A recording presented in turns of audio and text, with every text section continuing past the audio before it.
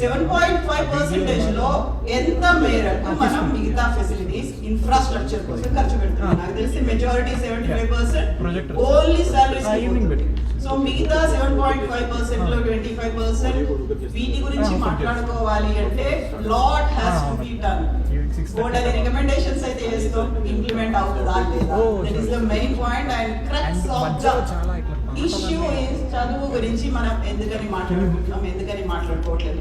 There is one interesting ఒక survey Parag 2024 అని December 2024 లో వచ్చింది. This is run by ministry of education, performance assessment review and analysis of knowledge for holistic development. 36 states union territories లో 782 జిల్లాల్లో చేసింది. Overall గా భారతదేశంలో మన ఎడ్యుకేషన్ ఎలాంటి పరిస్థితుల్లో ఉంది, తెలంగాణకి సంబంధించి చూస్తే పర్టికులర్ గా 3rd class 6th class and 9th class కి సంబంధించి 3286 స్కూళ్లలో 77,000 అంటే 78,000 సంథింగ్ అలాంటి స్టూడెంట్స్ చెప్తే సర్వే అనేది చేస్తే Telangana levels in Telangana are below the national average across all subjects and grades. వాళ్ళకి కనీసం సెంటీమీటర్స్ నుంచి మీటర్స్ ఎట్లా కన్వర్ట్ చేయాలి, వాచ్ లో టైం ఎట్లా చూడాలి, ఇట్లాంటి బేసిక్ థింగ్స్ తెలియట్లేదు అంటే where are we standing now? ఇక్కడ మనకి ఇంట్రెస్టింగ్ గా లెక్కలు కనిపిస్తుంటాయి. ప్రతి సంవత్సరం భారతదేశం నుంచి యుఎస్ వచ్చే వాళ్ళు 20,000 మంది దాకా ఉంటారు అనేది. 4 స్టూడెంట్స్ లో, ఇంటర్నేషనల్ స్టూడెంట్స్ లో ఒక్కరు ఖచ్చితంగా ఇండియన్ ఉంటారు అని. Then why we are not talking about other students? 20,000 మంది గురించి గొప్పగా చెప్పుకుంటాం, 4లో ఒక్కరు మనోడే ఉన్నాడు, మన భారతీయుడే ఉన్నాడు అనుకుంటాం. మిగతా వాళ్ళ గురించి ఎందుకు మాట్లాడుకోవట్లేదు? So ya okay, whatever. ఆ తర్వాత ఉన్నటువంటి మిగతా లెక్కలు ఉన్నాయి కదా, 12 లక్షలు అనుకుంటున్నాం. మరి 12 లక్షల్లో వీళ్ళందరూ ఎక్కడ పోయింది? వాళ్ళ గురించి మాట్లాడుకోవాలి కదా. ఇక్కడ నేను ఇంకొక ఇంట్రెస్టింగ్ లెక్క కూడా మీకు చెప్పాలి. సో మన ఇండియన్ పాపులేషన్ లో 14 ఇయర్స్ బిలో ఉన్న వాళ్ళలో అంటే 1/4 ఈజ్ 14 ఇయర్స్ బిలో ఉన్నారు. అంటే 24.9% 14 ఇయర్స్ పిల్లలు ఉన్నారు. దాంట్లో డ్రాప్ అవుట్స్ అనేది సెకండరీ స్కూల్లోనే 12.61% డ్రాప్ అవుట్స్ ఉన్నారు సెకండరీ స్కూల్ లెవెల్లో. అండ్ హైయర్ సెకండరీ ఎడ్యుకేషన్ కి సంబంధించి చూసుకుంటే ఓవరాల్ ఎన్రోల్మెంట్ ఈజ్ 57.6%. మనమేమో వాళ్ళని నేషనల్ ఎడ్యుకేషన్ పాలసీల గురించి మాట్లాడుకుంటున్నాం, స్టేట్ గురించి మాట్లాడుకుంటున్నాం, స్కిల్ డెవలప్మెంట్ అంటున్నాం, టెక్నికల్ ఎడ్యుకేషన్ అంటున్నాం. Then why we are not talking about మనకు ఉన్నటువంటి బేసిక్ మినిమం ఎడ్యుకేషన్ క్వాలిఫికేషన్ గురించి, ఫెసిలిటీస్ గురించి. అండ్ ఓన్లీ నేను ఎడ్యుకేషన్ గురించి చెప్తున్నా, అక్కడ ఉన్నటువంటి ఫెసిలిటీస్ మనం ఇప్పటికే చాలా సార్లు చూస్తుంటాం, మీరు కూడా చూస్తుంటారు. ఒక సింగిల్ వాష్రూమ్ ఉంటుంది, దానికోసం 200 మంది 300 మంది అమ్మాయిలు లైన్ లో ఎదురు చూస్తున్నటువంటి సిచ్యువేషన్ స్టిల్ ఇప్పటికీ కూడా కనిపిస్తున్నాయి మనకి. ఫుడ్ గురించి చూస్తాం, అక్కడ ఉన్నటువంటి ఫెసిలిటీస్ గురించి చూస్తాం. వెరీ రీసెంట్ గా కలెక్టర్ కనుక మా స్కూల్కి వస్తే మా ఇష్యూస్ సాల్వ్ అవుతాయి, పిల్లలు ఎంతమంది ప్రొటెస్ట్ చేసి నడుస్తూ కలెక్టర్ ఆఫీస్కి వెళ్ళారు, అట్లాంటివన్నీ చూసినాం. అవన్నీ కాదా ఫెసిలిటీ అంటే? వాళ్ళకి ప్రాపర్ గా చదువుంది, మంచిగా పాస్ అయినరు, గ్రేడ్స్ వచ్చినాయి, అమెరికాకు పోయినరు, ఇదేనా? బట్ ఐఎమ్ నాట్ మీనింగ్ ఇంతమంది ఇక్కడ వచ్చి ఉన్నారు అంటే వాళ్ళకి కావాల్సినటువంటి బేసిక్ ఫెసిలిటీస్ అనేవి ఉన్నాయి, వాళ్ళకి కావాల్సినటువంటి టాలెంట్ ఉంది, మిగతా అన్నీ ఉన్నాయి కాబట్టి ఇక్కడ ఉంది. Then why we are not talking about that majority? Sorry, నేను ఇవన్నీ పిచ్చి లెక్కలని చెప్తున్నానేమో, but thank you so much. At least finally దీనికి ఇప్పుడైనా మనం ఒక టైం కేటాయించినందుకు. ఫస్ట్లీ నేను ఈ ప్రగతి తెలంగాణ గురించి ఒక కంటిన్యూస్ ప్రాసెస్, అందులో ఎడ్యుకేషన్ గురించి ఎందుకు ఫోకస్ పెట్టాలి అనే దాని మీద మన ప్యానెల్ డిస్కషన్ లో వెరీ ఫస్ట్ ప్రొఫెసర్ కోదండరామ్ గారు, ఎమ్మెల్సీ గారు. Sir please sir.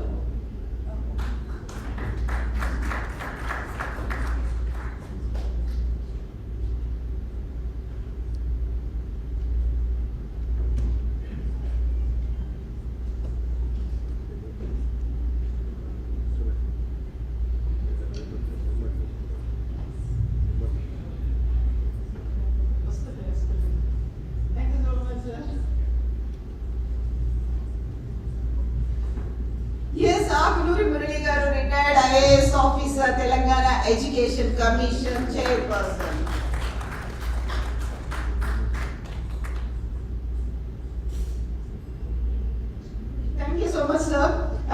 Dr. M.V. Reddy garu, retired IAS officer, former director of technical education.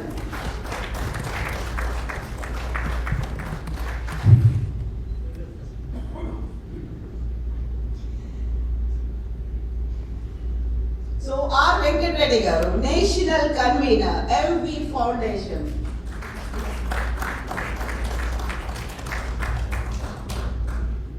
Dr. Gopal Reddy garu, TDA Board of Trustee. And Atmacharan Reddy garu, ex-MP.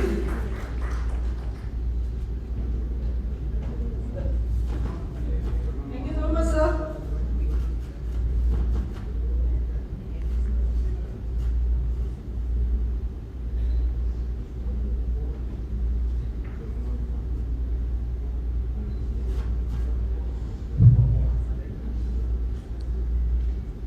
I think we are good to go కదా వెళ్ళిపోవచ్చు మనం start చేసేసుకుందాం ఇంకా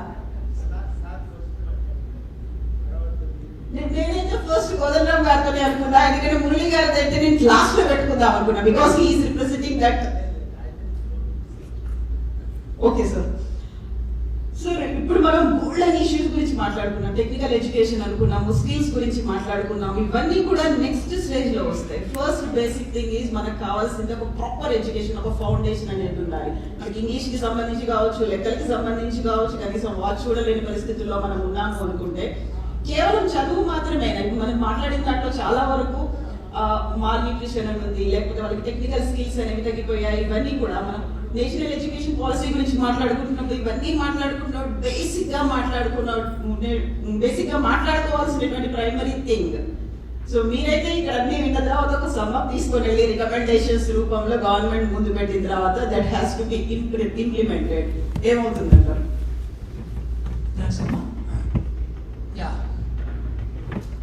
కర్నూలు సావుకి 100 కారణాలలాగా చాలా కారణాలు ఉన్నాయి మన రాష్ట్రంలో అయితేనేమి దేశంలో అయితేనేమి ఈ ఎడ్యుకేషన్ అనేది ఇంకా కూడా మనము దాన్ని క్రాక్ చేయడం లేదు సో ఇది ఒక పెద్ద బ్రహ్మ విద్య కాదు నిజానికి సో మనకి ఎంవి ఫౌండేషన్ నుంచి మేడం శాంతా సిన్హా గారు వెంకటరెడ్డి గారు చాలా సంవత్సరాల నుంచి మాట్లాడుతున్నారు పనులు చేస్తూ ఉన్నారు దాంట్లో 2-3 ఇష్యూస్ బాగా క్లియర్ వచ్చినాయి అన్నమాట అందులో ఒక మెయిన్ ఒక ఆలోచన విధానం ఏమొచ్చిందంటే బయటికి దీనికి మెయిన్ కారణము అసలు పిల్లలు నేర్వలేకపోతున్నారా లేకపోతే టీచర్లు చదువు చెప్పలేకపోతున్నారా పిల్లలకు లేకపోతే ప్రభుత్వాలు అసలు మొత్తానికి చెప్పొద్దు చెప్పించొద్దు విద్య వద్దనుకుంటున్నారా అనే మూడిట్ల ఏది కరెక్ట్ అనేది ఒక డిస్కషన్ మీరేమంటారు ఈ మూడు ఏది కరెక్ట్ మెయిన్ నంబర్ 1 ఏది correct this is number 1 which is number 2 which is number 3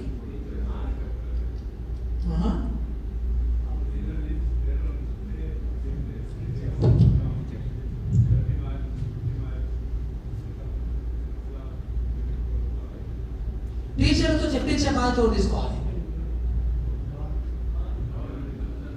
టీచర్లతో చెప్పించే బాధ్యత తీసుకోవాలి ఎవరు చదివిస్తే వాళ్ళు తీసుకోవాలి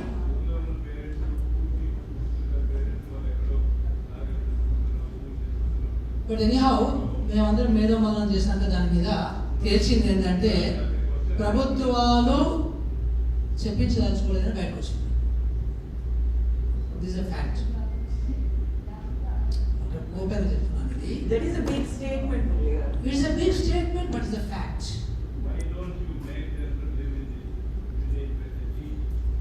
ఎవరు చేయాలి అది ఎవరు చేయాలి అది గవర్నమెంట్ చేయాలి ఎగ్జాక్ట్లీ గవర్నమెంట్ చేయాలి ఎందుకు చేయాలి గవర్నమెంట్ అసలు టీచర్లు మీరు చదువు చెప్తున్నారా లేదా అని ఎవరైనా అడుగుతున్నారా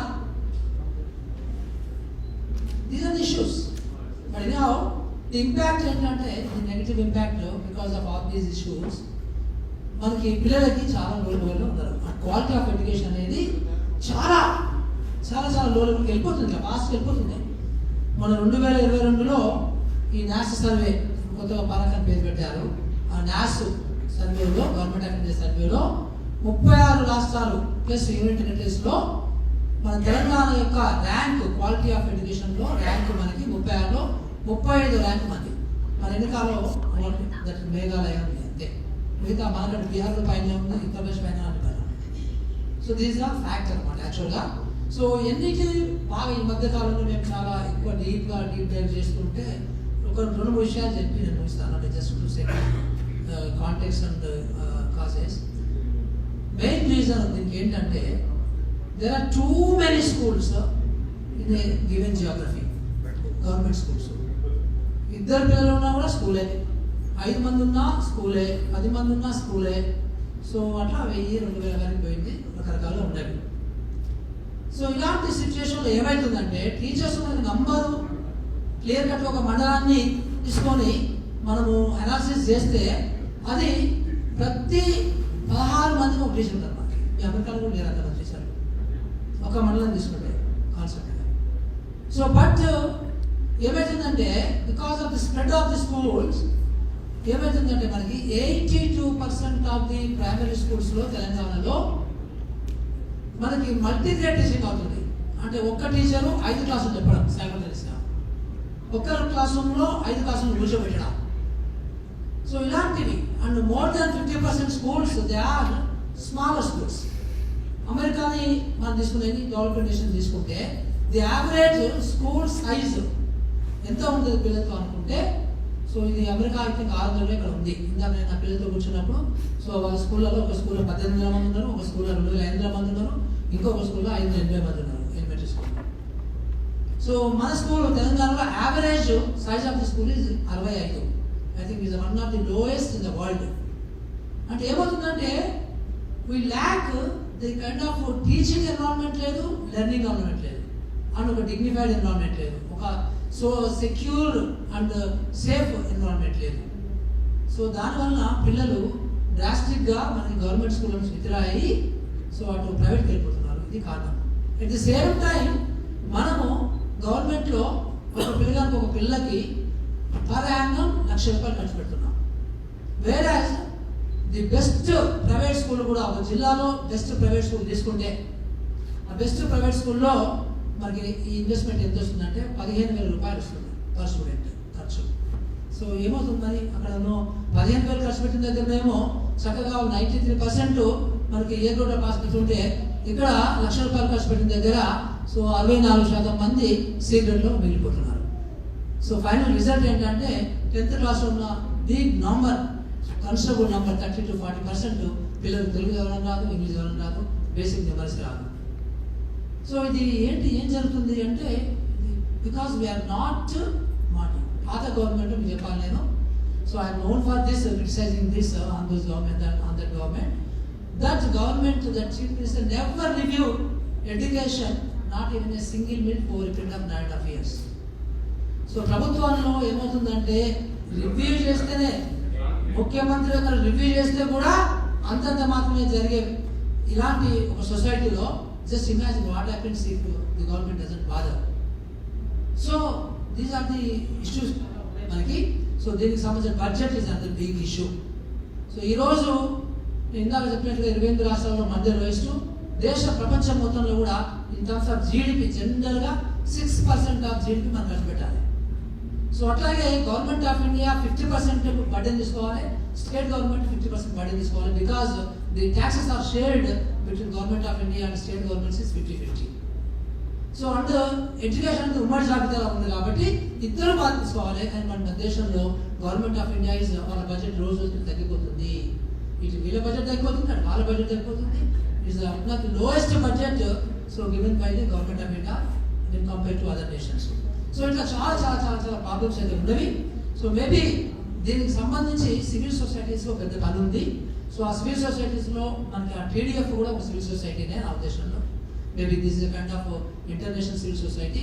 సో మనందరం కలిసి వీటి మీద గొంతెత్తితే తప్ప అయితే ప్రభుత్వాలు పట్టించుకోవు. సో ఇది మన ముందున్నటువంటి ఒక పెద్ద ఎజెండా ఉంది. సో మేబీ ఐ థింక్ పెద్దలు కూడా మాట్లాడతారు. Thank you very much. So thank you so much sir. Next Venkatareddy గారితో మాట్లాడదాం. తను MV foundation national convener, child labour కోసం దశాబ్దాల తరబడి పోరాటాలు చేస్తున్నటువంటి ఉన్నటువంటి ఎంవి ఫౌండేషన్ ని రిప్రజెంట్ చేస్తున్నారు. బడి ఈడు పిల్లలందరూ బళ్ళలోనే ఉండాలి, అంటే 14 ఏళ్లలోపు పిల్లలందరూ బళ్ళకి తీసుకొచ్చే దానికి విపరీతమైనటువంటి కృషి చేసిండ్రు. అటు పోలీసులతో కావచ్చు, ఇటు సివిల్ సొసైటీ కావచ్చు, అటు బ్యూరోక్రాట్లతో కూడా తిట్లు తిన్న వెంకటరెడ్డి గారు అయితే వాళ్ళని తీసుకొచ్చి స్కూళ్ళల్లో పెట్టిండ్రు. ఆ తర్వాత ఫెసిలిటీస్ ఎట్లున్నాయి, మీరు వచ్చిన తర్వాత ఇక్కడ ఈ ఎలిమెంటరీ స్కూల్ దగ్గర నుంచి ఇక్కడ ఉన్నటువంటి సిస్టమ్స్ ని చూడడానికి తిరుగుతున్నారు, రాదర్ టూరిస్ట్ ప్లేస్ల కంటే కూడా. ఏమనిపిస్తుంది మీకు? Thank you. ముందుగా టీడీఎఫ్ ఇంత పెద్ద మంచి కార్యక్రమాన్ని ఈ పండుగలో మమ్మల్ని భాగస్వామ్యం చేసినందుకు మీ అందరికీ పేరు పేరున ధన్యవాదాలు. స్పెషల్లీ మహేందర్ గారికి స్పెషల్ ధన్యవాదాలు.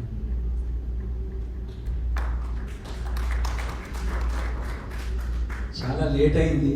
విద్య యాక్చువల్లీ పొద్దున లేవంగానే బడిపోవాలి. యాక్చువల్లీ పొద్దున లేవంగానే బడిపోయేది ఇష్టపెట్టి బడి నుంచి పోయేటప్పుడు మీటింగ్ పెట్టినాం విద్య గురించి. సాయంకాలం స్కూల్ అనుకున్నాం. సో ఐ థింక్ అందుకోసం చాలా అంటే ఎనీ క్లాస్ రూమ్ మార్నింగ్ ఉన్నట్టు ఉండదు, but still I try my best. ఒక్కటి ఏంటంటే తెలంగాణ గురించి, తెలంగాణ బిడ్డల గురించి ఆలోచించడం అనేది ఎన్ఆర్ఐస్గా చాలా ముఖ్యమైన అంశం. సివిల్ సొసైటీగా మేము అక్కడ కింద మీద పడుతున్నాం, కష్టపడుతున్నాం, మాట్లాడుతున్నాం, కానీ ఇక్కడి నుంచి మాట్లాడేది చాలా పవర్ఫుల్ ఉంటుంది. అండ్ అదేవిధంగా గోపాలన్నతో కూడా మేము ఆ డాక్యుమెంట్ తయారీలో టీడీఎఫ్లో నేను కూడా భాగస్వామిని. అయితే తెలంగాణలో 40,000 స్కూళ్ళు ఉంటాయి. జస్ట్ ఎవరైనా కొత్త వాళ్ళు ఉంటే అంటే అందరికి తెలిసి ఉంటుందేమో, 40,000 స్కూళ్ళల్లో 10,000 స్కూళ్ళు ప్రైవేట్ స్కూల్స్ ఉంటాయి. అయితే విచిత్రం ఏమిటంటే 40,000 స్కూల్లో 75% స్కూల్స్ 60% మంది పిల్లలు ప్రైవేట్లో ఉన్నారు. 25% స్కూళ్ళల్లో 60% మంది ప్రైవేట్లో ఉన్నారు. 75% స్కూల్లో 40% మంది స్కూల్లో. 60 లక్షల మంది పిల్లల గురించి మాట్లాడుతున్నాం మనం. సో ఈ 60 లక్షల్లో ఒక గుడ్ న్యూస్ చెప్తాను మీకు. గుడ్ న్యూస్ ఏంటంటే బాలికలు ఇంతకుముందు ఎక్కువ మంది డ్రాప్ అవుట్ అయ్యేది బాలల కన్నా, బాయ్స్ కన్నా. బట్ బాలికల రిటెన్షన్ ఉంది తెలంగాణలో, అది ట్రెండ్. ఇప్పుడు మనం అందరం ఇప్పుడు బాలల కోసం పనిచేయాలా ఏమో, బడిగోండిరా బడిగోండిరా. అంతకుముందు ఆ ట్రెండ్ లేకుండా అదొక మంచి ట్రెండ్ యాక్చువల్లీ. అయితే తెలంగాణలో తెలంగాణ ఉద్యమంలో పాల్గొన్న యువతీ యువకులందరికీ దాదాపుగా అప్పుడు చిన్న చిన్న పిల్లలు ఉన్న వాళ్ళందరూ స్కూల్కి పోతున్నారు, ఉద్యమాలు చేసి మనతో పాటు భుజం భుజం కలిపినారు. కానీ వాళ్ళ బడులు కానీ వాళ్ళకున్న పిల్లల విద్య కోసం చాలా ప్రాబ్లమ్స్ ఉన్నాయి, చాలా మంది ఫేస్ చేస్తున్నారు. అంటే దాదాపుగా 37 లక్షల మంది పిల్లలు ప్రైవేట్లో పోతున్నారంటే అట్లా మెజారిటీ పిల్లలు పేద వర్గాలు, నాన్ పూర్, రిచ్ కాదు వాళ్ళు. కొంతమంది రిచ్ అంటే దాదాపు ఒక 50,000 రూపాయలు వేసుకుంటే ఆల్మోస్ట్ ఈక్వలెంట్ టు స్టేట్ బడ్జెట్తో సమానంగా అవుట్ ఆఫ్ ప్యాకెట్ ఖర్చు పెడుతున్నారు. ఇక్కడ ఎంతమంది మీరు పిల్లల చదువు ఖర్చు పెడతారో తెలియదు, కానీ ఇళ్లలో పనిచేసే వాళ్ళు, రిక్షా కార్మికులు, గృహ కార్మికులు అందరూ కూడా ప్రైవేట్ స్కూల్. ఎందుకంటే ప్రభుత్వ విద్య విశ్వాసాన్ని ఇవ్వకుండా అయింది. కాబట్టి ఎందుకు పోవాలి పైసలు లేకున్నా అనొచ్చు. ఇక్కడ చాలా మంది పొద్దున ఫ్రీ బీస్ గురించి మాట్లాడారు.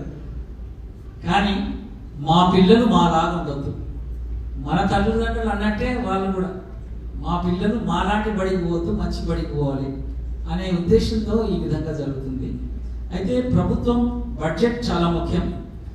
సినారియో ఇది ప్రైవేట్లో ఎక్కువ మంది ఉన్నారు. హైదరాబాద్లో 85% ప్రైవేట్ స్కూల్స్ పోతారు. వాళ్ళందరికీ మంచి బడి ఇస్తే వాళ్ళకి ఇన్కమ్ పెంచినట్టే. అది చాలా ముఖ్యం. బడి ఇస్తే, మంచి క్వాలిటీ ఎడ్యుకేషన్ ఇస్తే వాళ్ళకి ఇన్కమ్ అక్కడి నుంచే శురువు అవుతుంది. నెలకు 50,000 60,000 మిగులుతాయి.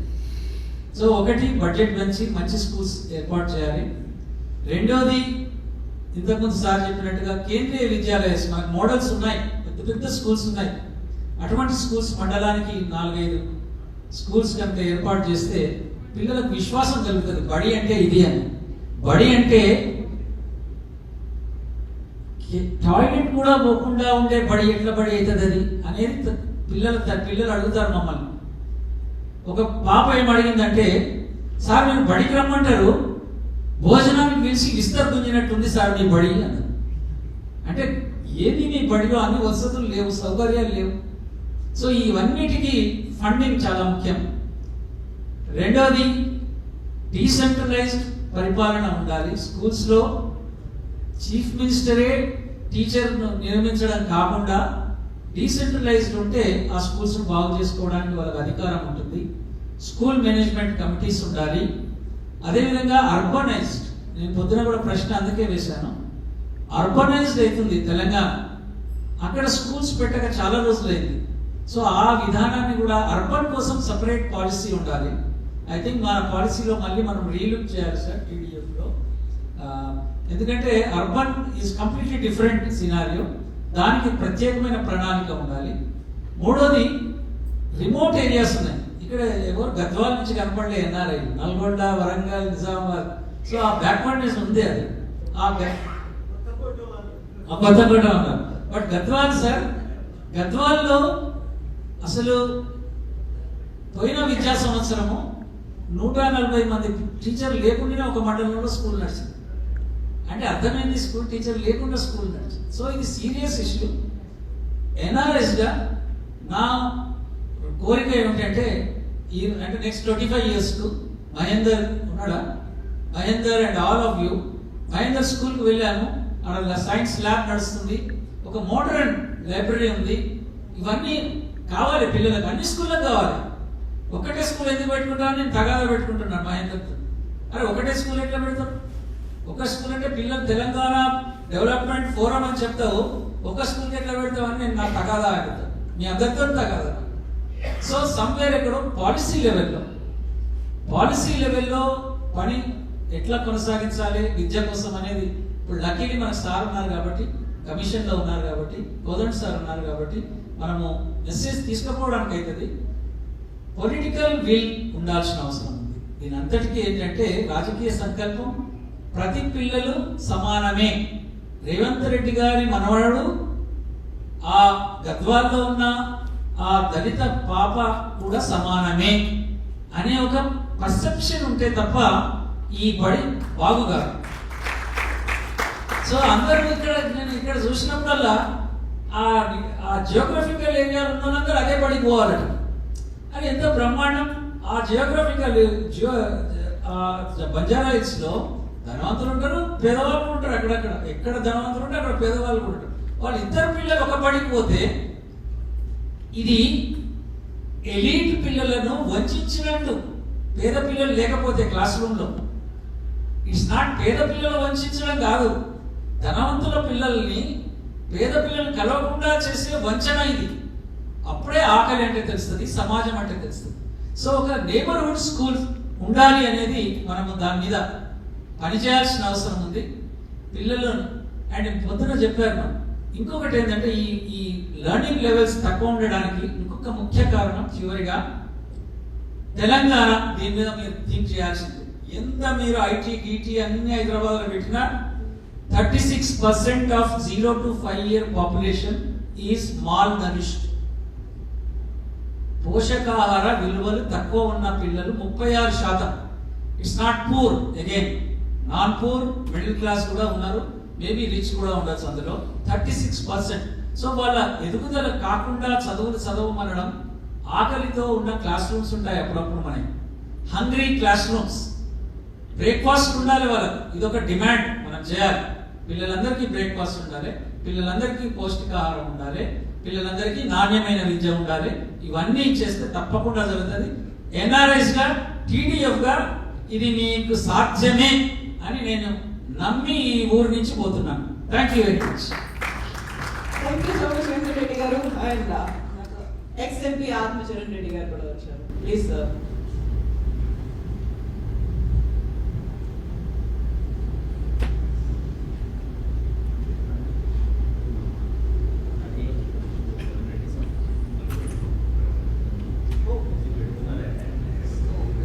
ప్రోగ్రామ్ లేదు అని మీరే కాదు అందరూ అంటారు.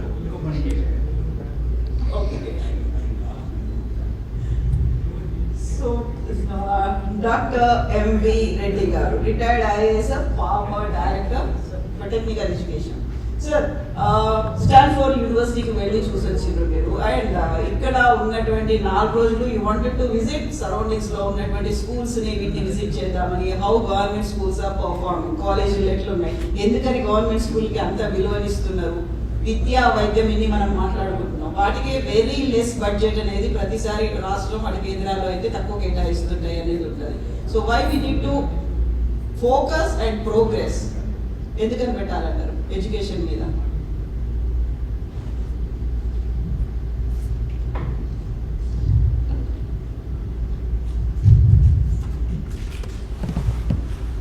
డయాస్ మీద ఉన్న పెద్దలకి నమస్కారం. స్టాల్ బోర్డ్స్ అనుభవం, మీరందరూ కూడా యూఎస్లో ఇక్కడ చాలామంది ఇక్కడ చదువుకున్న వాళ్ళు ఉన్నారు, మీ పిల్లలు కూడా ఇక్కడ చదువుతున్నారు. మీరు కొంతకాలం అక్కడ చదువుకొని వచ్చాను, డిఫరెన్స్ మాకంటే ఎక్కువ మీకు తెలుసు. ఎడ్యుకేషన్ సిస్టమ్ అక్కడ ఎట్లా ఉన్నది, ఇక్కడ ఎట్లా ఉన్నదని.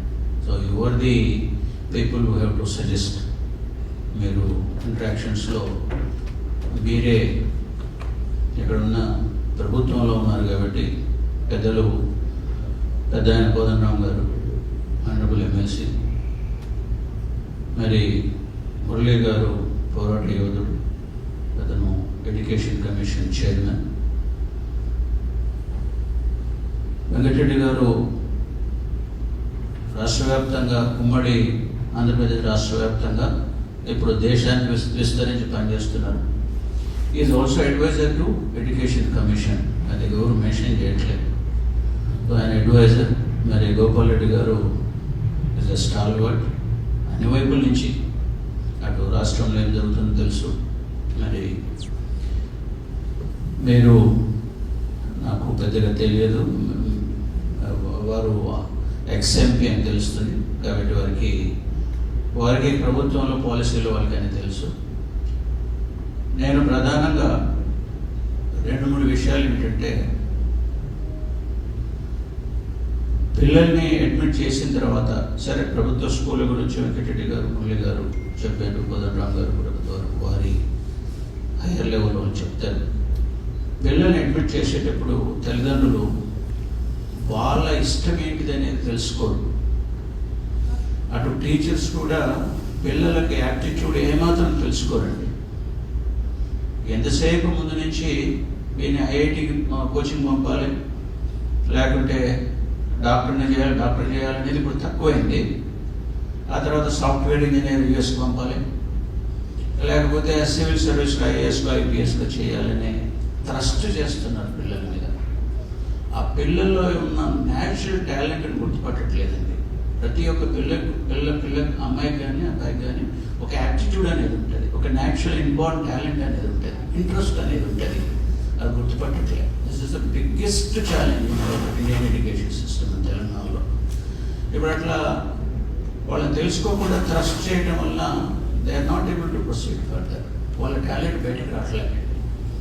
తర్వాత చదువులు కూడా సరిగా చదవక, సరిగా రాణించక డ్రాప్ అవుట్స్ కావడం, ఇవన్నీ కూడా జరుగుతాయి. నేను టెక్నికల్ ఎడ్యుకేషన్ డైరెక్టర్గా చేస్తూ ఉన్నప్పుడు, ఆ డిపార్ట్మెంట్ హెడ్ చేస్తున్నప్పుడు, నేను అక్కడ చూసింది 10వ తరగతి చదివే పిల్లలు అక్కడ, అంటే గవర్నమెంట్ స్కూల్స్ నుంచి వచ్చిన వాళ్ళే దేంట్లోకి వస్తారు. Mostly more than 90% Telugu medium, poor background నుంచి రెగ్యులర్ ఎడ్యుకేషన్ బైపీసీ అటు ఇంజనీరింగ్ అట్లా పోలేక, అట్లా ఖర్చు పెట్టలేక పాలిటెక్నిక్లకు వస్తారు. పాలిటెక్నిక్కి వచ్చిన తర్వాత వాళ్ళు తెలుగు మీడియం బ్యాక్గ్రౌండ్, పేద బ్యాక్గ్రౌండ్, అంత స్టాండర్డ్ ఎడ్యుకేషన్ మాత్రమే ఉంటుంది. అటువంటి వాళ్ళకి ఇక్కడ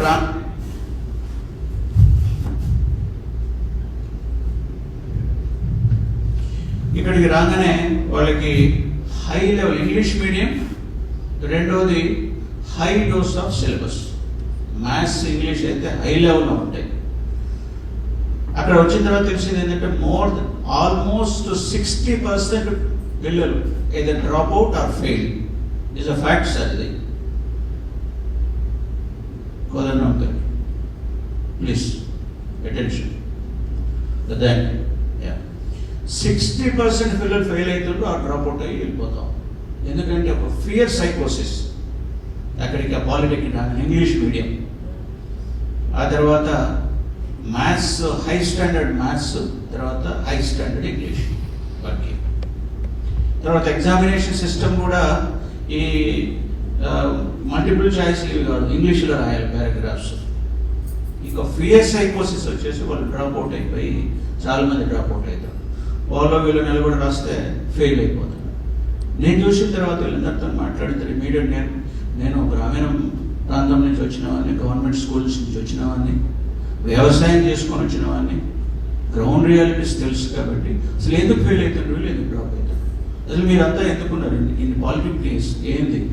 60% వాళ్ళు ఫెయిల్ కాదు, మనం ఫెయిల్ అవుతున్నాం, మన డిపార్ట్మెంట్ ఫెయిల్ అవుతుంది, పాలిటెక్నిక్ ఫెయిల్ అయినట్టు. ఎందుకు ఫెయిల్ అవుతున్నామంటే ఇక మేధోమదనం చేసిన తర్వాత హై స్టాండర్డ్ ఇవన్నీ అన్న తర్వాత immediately there is one course, ఒక ఉన్న కోర్సులలో ప్రింటింగ్ టెక్నాలజీ అని ఒక డిప్లొమా ఉంది. దానికి ఎందుకంటే మ్యాథ్స్. ఆ విధంగా ఏ కోర్స్కి ఎంత మ్యాథ్స్ అవసరం ఉందో ఆ విధంగా ఒక కమిటీని వేసి వాళ్ళతోనే లెక్చరర్స్తోనే కమిటీ వేసి విత్ ఇన్ నో టైం వాళ్ళు ఒక సిలబస్తో రాండి అంటే సిలబస్తో రివైజ్ సిలబస్, ఏళ్ళ తరబడి అయిన సిలబస్, అది outdated syllabus, very high standard syllabus పెట్టిన దాన్ని రివైజ్ చేస్తే లేటర్ ఆన్ ఇప్పుడు ఆ పారిపోటాలు ఇవ్వండి, ఫెయిల్యూర్స్ కూడా వెరీ మినిమం అయిపోయినాయి.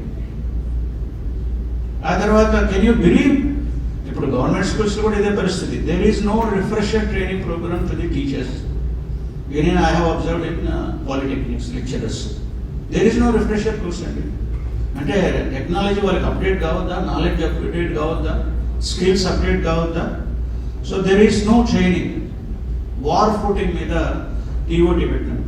కొంతమంది మంచి ఉన్న వాళ్ళని బయటికి పంపించేసి వాళ్ళు ట్రైనర్స్ ఆఫ్ ట్రైనర్స్గా డెవలప్ చేసి మళ్ళీ ఇన్హౌస్ ట్రైనింగ్ ఇప్పించడం జరిగింది. అందరు లెక్చరర్స్కి ఒక మాడ్యూల్ కూడా ఎంత వాళ్ళు ఏ ఏ కోర్సులలో ఏ స్పెషలిస్టులు ఉన్నారో ఆ కోర్సులకు పోయి ట్రైనింగ్ అయ్యేటట్లు ఇన్ ఇయర్ అట్లీస్ట్ ఒకసారి రిఫ్రెషర్ అయ్యేటట్టుగా పెట్టడం జరిగింది. తర్వాత ఎగ్జామినేషన్స్ కూడా 6 months తర్వాత ఫెయిల్ అయితే 6 months తర్వాత పెట్టేది. ఎందుకండి why not we have the examinations within 1 month after examination అయిపోయిన, so that they don't lose time, academic year కాకుండా. ఇట్లాంటి రిఫార్మ్స్ అన్ని తీసుకురావడం జరిగింది అక్కడ. అయితే ఇక్కడ నేను ఏమంటున్నానంటే ఇటు హై స్కూల్స్లో కానీ హైయర్ ఎడ్యుకేషన్లో కానీ, హైయర్ ఎడ్యుకేషన్ ఇంకోటి ఏంటంటే స్కిల్ డెవలప్మెంట్ చాలా తక్కువ అండి. ఇంజనీరింగ్ కాలేజెస్లో as a head of the education department engineering colleges కూడా చూసేది, మోస్ట్లీ అడ్మినిస్ట్రేషన్ అంతా కూడా పాలిటెక్నిక్స్ చూసేది. అక్కడ ఈ ఇండస్ట్రీ లింకేజ్ లేదండి, మీకు తెలుసు. స్కిల్ డెవలప్మెంట్ లేదు పిల్లలకు. అందువల్ల వాళ్ళు బయటకు వచ్చిన తర్వాత అటు ఇంజనీరింగ్ కాలేజెస్లో కానీ లేకుంటే ఇటు పాలిటెక్నిక్స్ వచ్చిన తర్వాత వాళ్ళు దే ఆర్ నాట్ ఎంప్లాయబుల్. అక్కడ జాబ్స్ ఉన్నా కూడా these people don't have the skills, required knowledge, competence లేకపోవడం. అక్కడ హై స్కూల్ అది పిల్లలు కాంపిటెన్స్ లేకపోవడం, ఇక్కడ కూడా ఇదే కాంపిటెన్సీ ప్రాబ్లం. కాబట్టి ఇండస్ట్రీ టైప్ పెట్టడం జరిగింది. సరే, ఇప్పుడు రాష్ట్ర ప్రభుత్వం కూడా పెద్ద ఎత్తున స్కిల్ డెవలప్మెంట్ చేయాలి. తర్వాత టాటా ఇన్స్టిట్యూట్ అటువంటి వాళ్ళతో కూడా ఇంకా లార్జర్ స్కేల్లో టైఅప్ చేసుకొని ఇంజనీరింగ్ గ్రాడ్యుయేట్స్ వీళ్ళని మరి ప్రతి ఇంజనీరింగ్ కాలేజ్ కూడా ఇండస్ట్రీకి టైఅప్ చేసి వాళ్ళని ఎంప్లాయబుల్ చేయాలి. In addition to short term skill development courses అది కూడా పెద్ద ఎత్తున ప్లాన్ చేస్తూ ఉన్నది. ఏదేమైనా ఈ ఎడ్యుకేషన్ సెక్టర్లో ఇటు స్కూల్ ఎడ్యుకేషన్లో కానీ హైయర్ ఎడ్యుకేషన్లో కానీ చాలా రిఫార్మ్స్ రావాల్సిన ఉన్నాయి. బడ్జెట్ లింక్ కూడా ఉన్నాయి, బడ్జెట్ లింక్ లేని చాలా ఉన్నాయి. What is required is school education లెవెల్లో మరి చాలా అవగాహన వెంకటరెడ్డి గారు కానీ మురళీ గారు వారికి ఉంది. హైయర్ ఎడ్యుకేషన్లో కూడా వారు దృష్టి సారిస్తూ ఉన్నారు. మరి రాబోయే కాలంలో వారు ఇప్పటికే ఒక రిపోర్ట్ ఇవ్వడం జరిగింది ప్రభుత్వానికి. ఇవన్నీ ఫీల్డ్ స్టడీ చేసి వీళ్ళందరూ కూడా కమిషన్ మెంబర్స్ అందరూ కూడా మొత్తం బాగా తిరిగి రాష్ట్రం అంతా తిరిగి గ్రౌండ్ రియాలిటీస్ ఏందని రిపోర్ట్ తయారు చేసి ఇవ్వటం జరిగింది. దాంతో పాటుగా ఇప్పుడు ఇటువంటి ఫోరంలలో ఇంకా ఇక్కడ కూడా ఎట్లా ఉందని వారు స్టడీ చేస్తూ ఉన్నారు. మీరు ఇచ్చిన ఇన్పుట్స్ ఇంకా స్టడీ చేసిన రిపోర్ట్స్ మీ సలహాలు అన్నీ కూడా మరి పెట్టుకొని ప్రభుత్వానికి ఇచ్చే అవకాశం ఉంది. మరి రెలవెంట్ పెద్దలందరూ ఇక్కడ ఉన్నారు కాబట్టి it is a best opportunity. Thank you very much.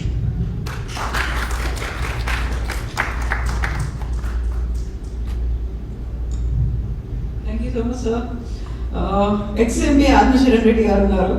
Sir మీకు నేను విన్నా రెగ్యులర్గా పొద్దున్నే రాగానే కాల్స్ వస్తుంటాయి, లేవకముందే కాల్స్ ఉంటాయి. They are seeking your help అనేది, అక్కడ ఫండ్స్ కావచ్చు, లేకపోతే కావాల్సినటువంటి హెల్ప్ కావచ్చు, వాళ్ళకి లోన్స్ కావచ్చు, వీటన్నిటి కోసం ఆత్మశరణ్ రెడ్డి గారికి కాల్స్ వస్తుంటాయి. ప్రవాస తెలంగాణ వాసులు ఎలా అయితే హెల్ప్ చేస్తున్నారు, యాక్చువల్గా మనకి ఎడ్యుకేషన్ అనగానే మనకు అవుతున్నటువంటి మిస్ అవుతున్నటువంటి బిల్డింగ్స్, కార్పొరేట్ సోషల్ రెస్పాన్సిబిలిటీస్, ఇవన్నీ కాకుండా ఇండివిజువల్గా హెల్ప్ చేస్తున్నారు కదా.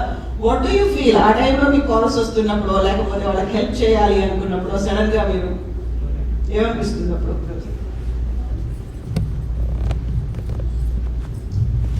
I'll answer Kavita question. Kavita, thank you.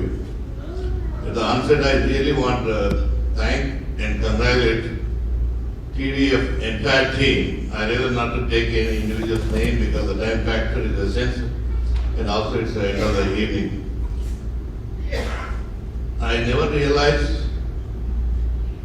the intensity and the depth of the subjects you have chosen to discuss, and equally I congratulate for bringing luminaries from India to enlighten you.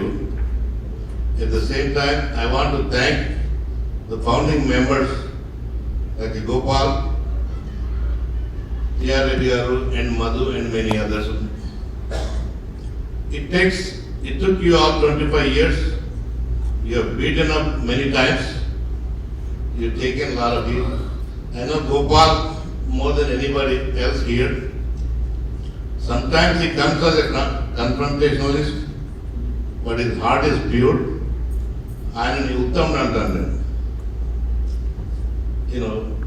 I do confrontation with the big guys, but in different style. His confrontation is, it really shows him his but his heart is pure, his ideas are practical, and his commitment is unshakable. This last 25 years, not only this and many other Telugu organizations. And this conference, since morning, I've been listening every word of every speaker very intensely. Every person who raised question or comments, I heard intensely. There's a few things I felt like to say. Conference like this, everybody is easy to make a comment. What is the practicality in the government? What is the responsibility of civil society? Just like Raju from my district, my good friend, his father, he told. And Reddy garu, IAS Reddy garu, MD Reddy garu, this afternoon he asked a very, very valid question or a comment. The practicality. We all know 75,000 budget in education, 25,000 crores being get abused or whatever other schemes. We all know it. Revanth ji knows, every legislature knows, every citizen knows what is the solution. If a politician says we are going to cut because he is going to lose the votes. If he loses the votes, it is good for nothing. The rich guy is a free money coming, if you cut it down, he is mad. So what is the solution? Reddy garu suggested, M.A. Reddy garu suggested today. Organization like this, bring opposition, all parties, make them a commitment, put them in the paper, because we will commit for this abuse. And just like Kodaramu Gandhi, welfare is a must, not only in India, even here. Abuse of welfare is the worst system. That has taken place in India, that has taken place here. What is the next thing to do? correct that reform. Reform is a continued process by legislation, in civil society, in community leaders. These are the things first. Other thing, Murli garu, the very impressive point I have observed today with ATA President Day, they had some whispering today saying how to incorporate entrepreneurship in education. And he was willing to accept it. But give them a entire detail how to incorporate, what not, what. Then he's going to look at it. It's not 100% designed. He's going to put it to the government. Government will think, enta kharchu vastundi, how much, that's what first thing they look at. And he will willingly convince the government, this is justifiable, it's useful, it makes interest. These are the suggestions as came forward intently. And I briefly met him for a few minutes. He said he does NGOs. And I suggested something. You know, I'm very good in giving advices. I give every day 5 advices. Because knowing the legislative side, knowing the civil side, knowing the organization, I was ATA president, I was many other presidents. So I know all these things. A lot of people have enthusiasm to do something. But having enthusiasm is different. Both are bureaucrats there, both are IAS there, both are kavalandi antaru. Ayana headache raanadu. Without understanding his headaches, if you ask him, it is a futile request. If you justifiable thing you ask him, he'll be more than happy to solve your problems. So most of them we go, except few like a Gopal, and then we go with not to a pleasure trip, with some purpose to help government or to do something in the community. 90% of people go from here to the weddings or something and come back. And coming Kavita Garu said, my morning listener, I do get up every morning 3:45. Whatever the requests I have a lot of people. I never see their faces. I tell them I don't help them. I make a difference in their lives. So that I don't want, everybody helps it.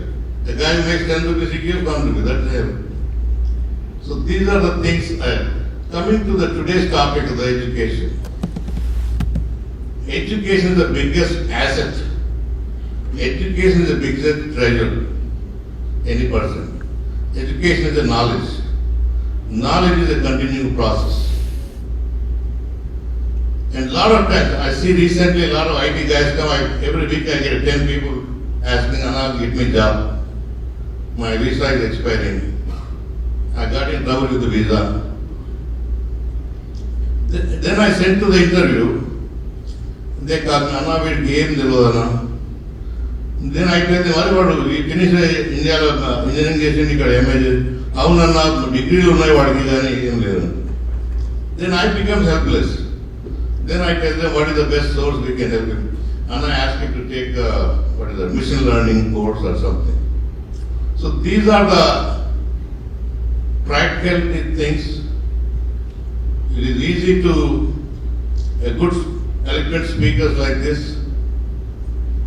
easy to make a comment or punch on them. How important the welfare is.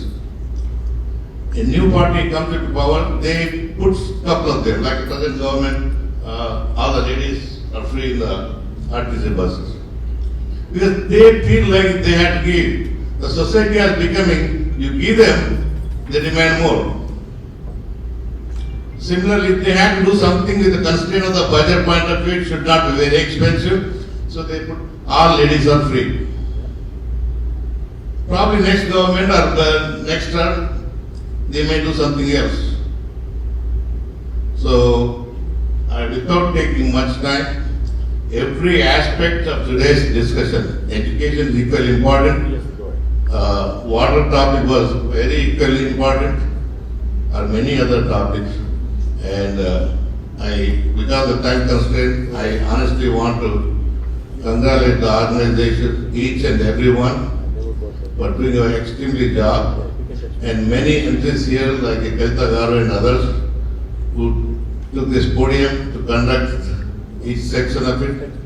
Thank you.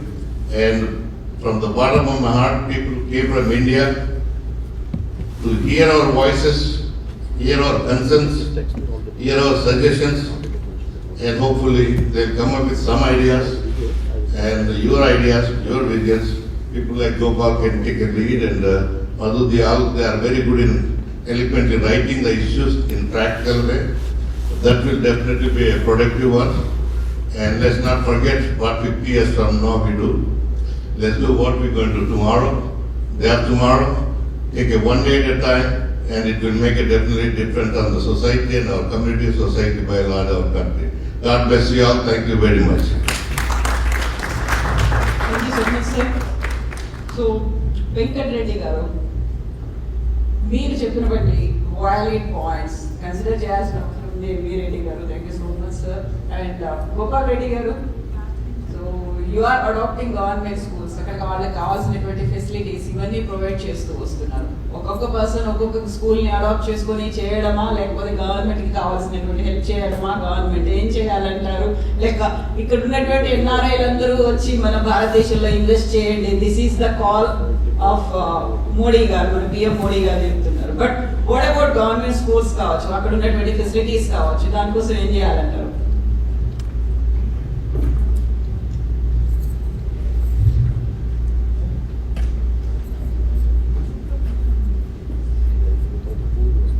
Good evening, everybody. On behalf of TDF, with my moderation for 6 months, I studied, discussed, deliberated the status of education in Telangana, from primary education to the university education. In the first segment, we completed up to high school and intermediate education, submitted a report to the government, in-depth analysis and recommendations. It is submitted in the book form, and after I submitted the book form, government appointed Education Commission with the Honorable Gari Chair mentioned. And recently,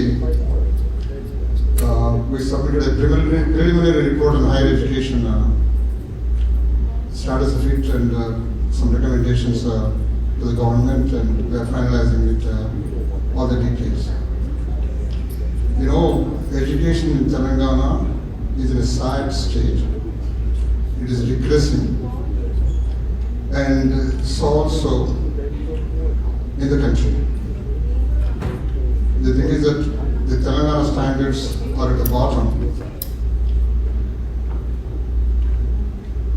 And when I took up this project,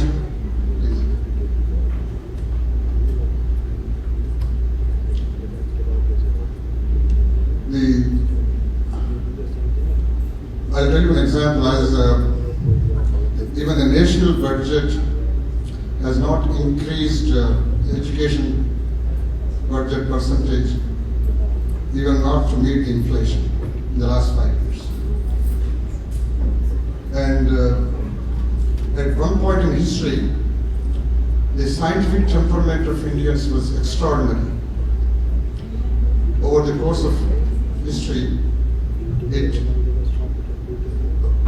deteriorated and decimated. And after independence, we wanted to give focus to the education. And we opened a school in every village, more or less.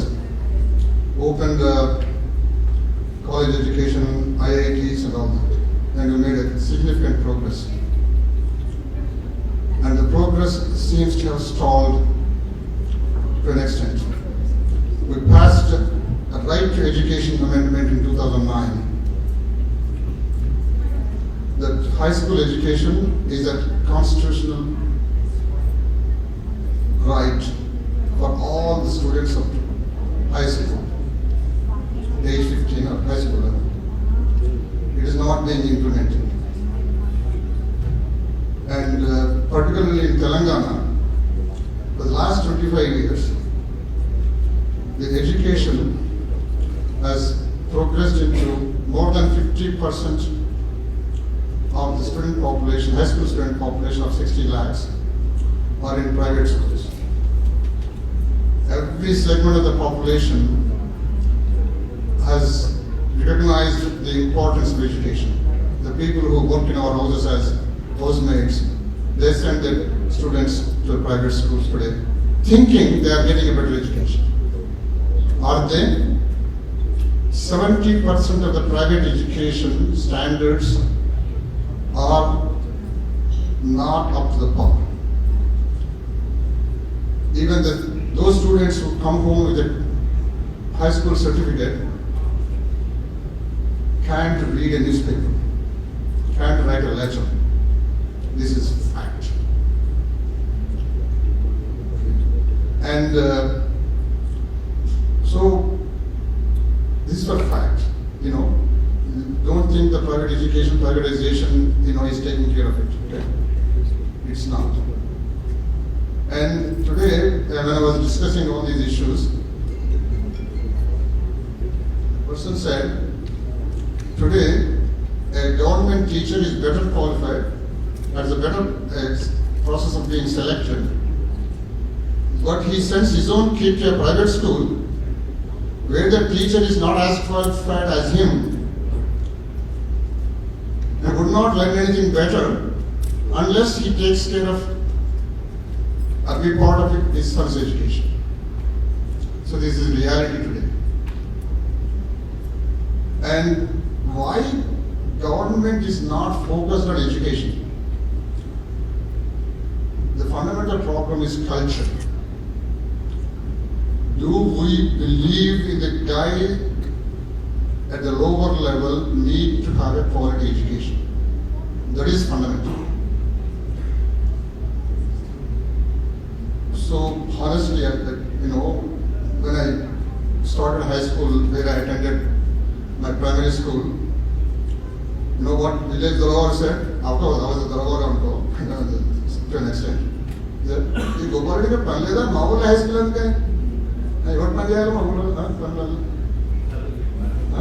I mean, this is the kind of attitude, you know, we still, I mean, it was 25, 30 years ago, but the thing is that that kind of attitude has not changed to a large extent. Okay. You know, these are the kind of fundamental. You know, we made I'll tell you what kind of recommendations Telangana Development made up for. We wanted to bring pre-primary education into the primary education. Only the people who have the money, proper, you know, income people, send their kids to the kindergarten.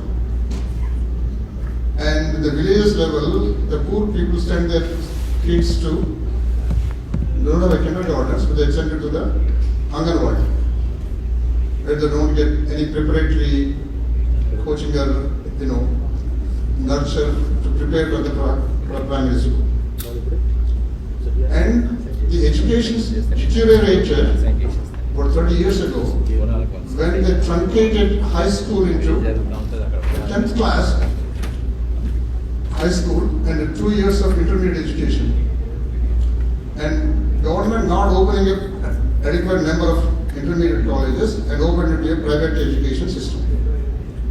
From then on, it seeped into the primary schools and capturing about 55% of the whole 60 lakh students in the state.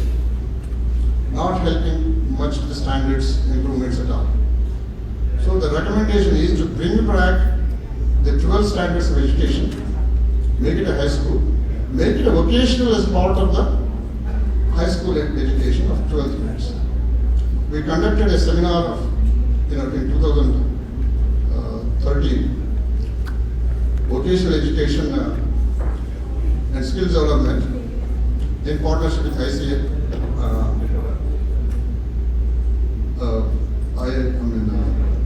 CII, and And the industry people who came participated, they said, we need skilled people, we have jobs. So in the last visit, we conducted another seminar on higher education and entrepreneurship. So currently, in the last 2 weeks, I'm engaged in a task. The state government is in the process of recommending fee schedule for the next 3 years to the private schools. And probably, they were spending around 6,000 crores every year, on fees reimbursements. Probably it's going to cost more. We are giving degrees without education. The degrees without education is not going to be, there was a need for a fees reimbursement to bring the lower economic strata people into the opportunity for higher education. There was a laudable concept. The thing is that are we providing the education that is needed to enhance their standard of living? That is an issue that we need to debate and discuss and address the issue properly. There's an opportunity there are 1,000 colleges in the state, 1,000 BA, BSc, BCom schools. Around 170 engineering colleges, private colleges, around 80 colleges, that take 2 minutes. And all of them, probably 5 to 10% of the people get a quality education, certain institutions and all that, but the rest of them are good for nothing. And the intermediate education has become a preparatory ground for MSET. That's it. They don't get any broad-based education at all. And we are offering an education which is worthless, which doesn't help that for a living. These are the kind of issues we brought to the government, presented to the body, and we're engaging, with the government. And I'm hopeful, Governor Murali Garu's report and participation in the government would bring changes at a gradual level. But we need to address these issues at a fundamental level. Fundamental structural changes and commitment changes. This is what is needed. I'm hopeful. From TDF point of view, our next mission is governance for development. What are the issues? This morning said all the programs are being swindled away. So those are the kind of issues we need to bring back civil society into action again in order to bring changes. And the other project that TDF is going to take up is small-scale industries, entrepreneurship and employment generation. And the next 6 months we'll come out with some recommendations to the government. I'm willing to coordinate all these discussions and spend enough time. I happen to be a physician, a doctor by accident. My mind is always somewhere, and I'm spending all my time on my passion. Thank you all. Thank you so much, sir. So, Kodandaram గారు మాట్లాడే ముందు మళ్ళీ ఒక లెక్క నాస్కామ్ లెక్కలు చూస్తే NASSCOM NASSCOM లెక్కలు చూస్తే ఇప్పుడు మనకు ఇంజనీరింగ్ కంప్లీట్ అయిపోయినటువంటి స్టూడెంట్స్ లో 75% ఆర్ గుడ్ ఫర్ నథింగ్. వాళ్ళకి కావాల్సినటువంటి స్కిల్స్ అప్గ్రేడేషన్ జరగలేదు అనే లెక్కలు ఉన్నాయి. మనం ఎంతసేపు ఎలిమెంటరీ స్కూల్ గురించో లేకుంటే సెకండరీ స్కూల్, హైయర్ సెకండరీ ఇలాంటి వాటి గురించి మాట్లాడుకుంటున్నాం, కానీ అక్కడ ఉన్నటువంటి ఎడ్యుకేషన్ సిస్టమ్ కంప్లీట్ గా ఎంటైర్లీ మారాల్సినటువంటి అవసరం ఉంది. అందులో 25% లోనే మన క్యాంపస్ సెలెక్షన్స్ లెక్కలు అనేవి చెప్పుకుంటున్నాం తప్ప మిగతా 75% సర్టిఫికేట్ తీసుకొని బయటకు వస్తున్నారు తప్ప వాళ్ళకి కావాల్సినటువంటి స్కిల్స్ అప్గ్రేడ్ అవ్వట్లేదు అనేది. సో మనం ఓవరాల్ గా ఎంటైర్ సిస్టమ్ గురించి మాట్లాడుకుంటే ముందు నుంచి మన చిన్నప్పటి నుంచి అనేది విద్యా వ్యవస్థలో సమూల ప్రక్షాళన రావాలి అనేది, రిఫార్మ్స్ రావాలి, రికమెండేషన్స్ అయితే ఉంటాయి, బట్ దాని ఇంప్లిమెంటేషన్ కి ముందుకు తీసుకెళ్ళడానికి ఏం మిస్ అవుతోంది? యాక్చువల్ గా ఒక చిత్తశుద్ధి ఉంటే సంకల్పం సిద్ధిస్తుంది. ఈ మాట మనం చిన్నప్పటి నుంచి వింటున్నాం. ఎప్పుడు ఏదనుకున్నా జరిగిపోతుంది. మనం గట్టిగా అనుకుంటే అయిపోతుంది అనుకుంటాం కదా, మనం గట్టిగా కొన్ని దశాబ్దాలు అనుకుంటున్నాం. ఇయర్స్ గడిచిపోతున్నాయి, అకాడమిక్ ఇయర్స్ అయిపోతున్నాయి, జనరేషన్స్ అయిపోయినాయి, బట్ ఎందుకని ఇంకా మనం గట్టిగా అనుకోవట్లేదా? ప్రాబ్లం ఎక్కడుంది? సార్ కోదండరామ్ గారు మాట్లాడతారు దీని గురించి.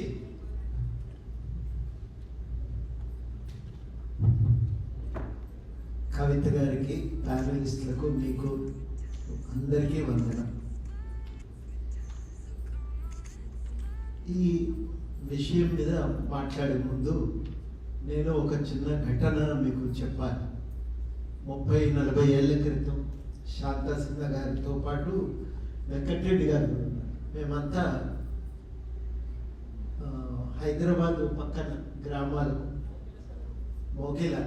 మోకిల్తో పాటుగా అక్కడున్న ఆ శంకరపల్లి మండలంలోని గ్రామాలన్నీ కూడా తిరిగినాం. ఒక వారం రోజుల పాటు సర్వే చేసినాం.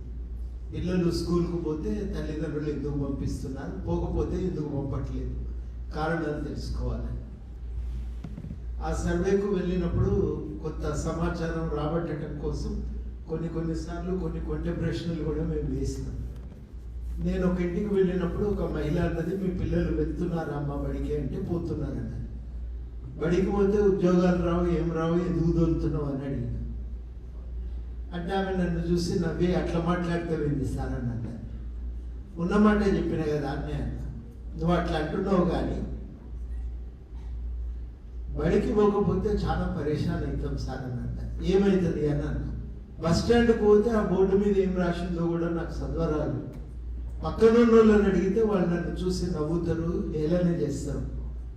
బ్యాంకుకు పోతే కాగితం చదవరాదు, రాయరాదు. నేను చాలా తిప్పలు పడితే ఎవరు నన్ను అడిగితే వాళ్ళు తోసుకొని పోతారు. ఎంత అవమానం అనిపిస్తుంది. ఈ పరిస్థితులలో చదువుకుంటే ఎంత లాభమో మీరు ఊహించండి. 2 కళ్ళతో చూడలేని ప్రపంచాన్ని చూపే చదువు 3వ కన్ను లాంటిది సార్. అది ఆ కన్ను లేకపోతే మనిషి బతకలేడు.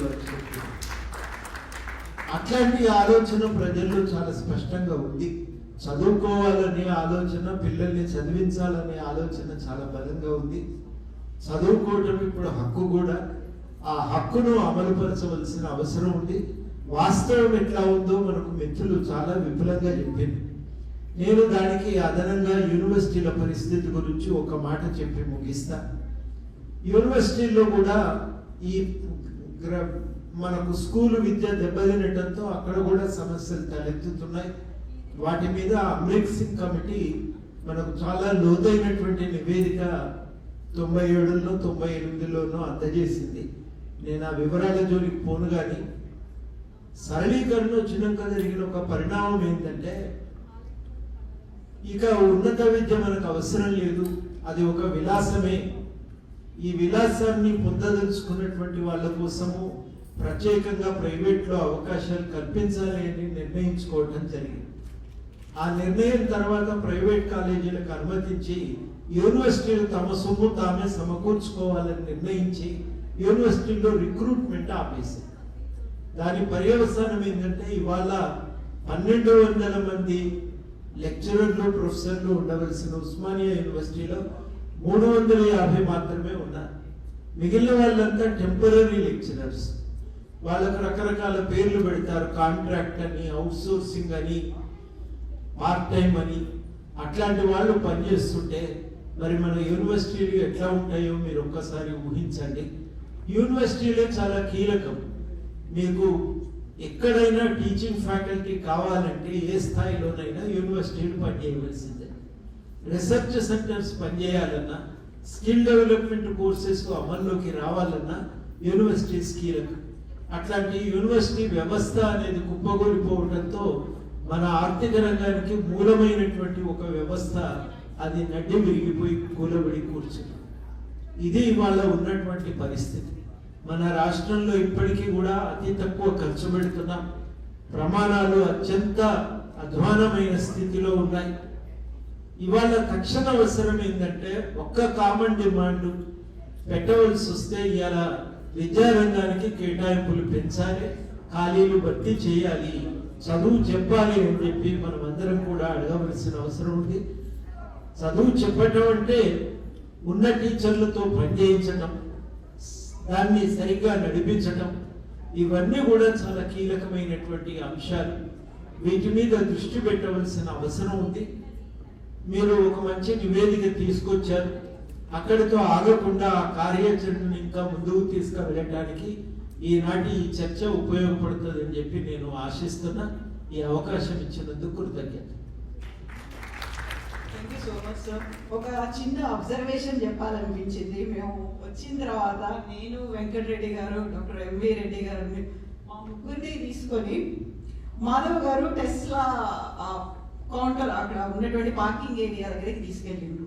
ఇంట్రెస్టింగ్ థింగ్ ఈస్ వెంకటరెడ్డి గారికి అక్కడ ఒక పార్కింగ్ ఏరియా విపరీతంగా నచ్చింది. బ్లూ కలర్ లో కనిపించేది డిసేబుల్డ్ పర్సన్స్ కోసం, అక్కడ పింక్ కలర్ లో ఉంది, అది ఎవరి కోసం అని వెళ్ళి చూస్తే ఎక్స్పెక్టెడ్ మదర్స్ కోసం అని ఆ పార్కింగ్ ఏరియా ఉంది అనేది. సో ముందు నుంచి బడి పిల్లలందరూ బళ్ళలోనే ఉండాలి, అంటే 14 ఏళ్లలో పిల్లలందరూ స్కూళ్ళలో ఉండాలి, చదువుకోవాల్సిన పిల్లలు చదువుకోవాలి.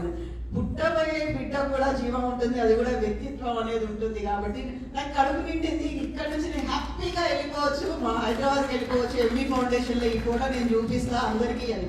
సో అదొక చిన్న సంఘటన, అది హీ మేడ్ లైక్ ఒక సాటిస్ఫైడ్, నాకు వచ్చినందుకు చాలా బాగా అనిపించింది అనేది. సో మనం దానికి అంత ప్రయారిటీ ఇస్తున్నప్పుడు ఒక తరం, ఒక జనరేషన్, మన ఉన్నటువంటి ఓవరాల్ పాపులేషన్లో 1/4 కిడ్స్ ఉన్నప్పుడు మనం దాని గురించి ఎందుకని ఆలోచించట్లేదు? ఎందుకని సంకల్పం గట్టిగా మనం అనుకోవట్లేదా? అనుకునేలా మనం చెయ్యట్లేదా? బోల్డెన్ ఇష్యూస్ అయితే ఉన్నాయి మాట్లాడుకోవడానికి. సో ఒక 2 క్వశ్చన్స్ తీసుకుందాం సార్, జస్ట్ 2 క్వశ్చన్స్, ఎందుకంటే టైం అయిపోతుందని నాకు ఆల్రెడీ మహేంద్ర గారు చెప్పిండ్రు కాబట్టి. Yes please.